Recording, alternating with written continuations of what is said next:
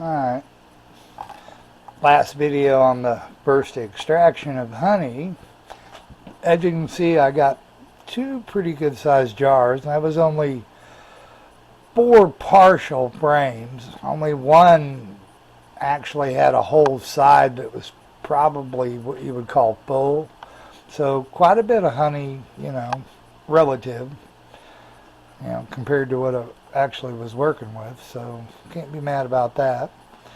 So that's not bad. What did I learn about bees? Well, bees are hard. It's not as easy as it looks. Those boxes can be heavy. There's a lot of moving parts. Yeah, it's pretty out. A little chilly still. Didn't turn out as I hoped, I will say that. But I'm going to continue to try. It's not cheap to start, by the way. It's probably, by the time you pay for the boxes, the nucs themselves probably were a little over $400. I did get the VSH, which are Barona resistant. Gonna work on that soon. So, yeah, I'm not happy with how it turned out, but I'm gonna continue trying.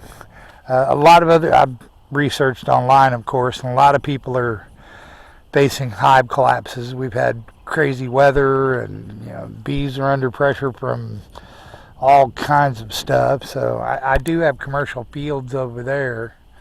So, but a lot of this land is not. I do know on the other side of the hill there's these fields that are over here. They're also on the way on the other side of the hill.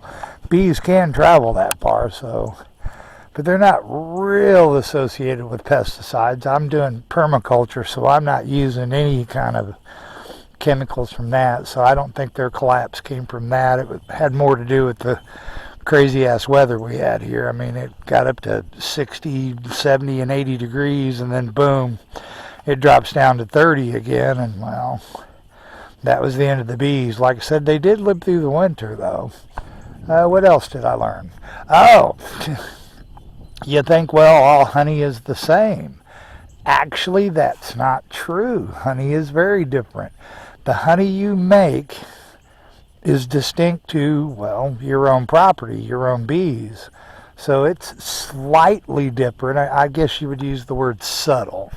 Still tastes like honey, and I did taste that honey. It's actually pretty good, but it definitely has a little bit more flavor than like store-bought.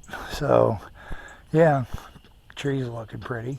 So anyway, that's the end of my honey extraction. Oh, and it is, dude, it's messy. My God, I can see why people don't do that in their house, because I'm still finding sticky spots, and I cleaned everything already. I resanitized all the tools I use, the Timu honey extractor. So yeah, and I'm still just, sometimes I walk across a spot and boom, it's sticky. I touch something and you come back and your hands are sticky again. So that shit gets everywhere. My goodness. Anyway, farm life, bee stuff. You all have a good day.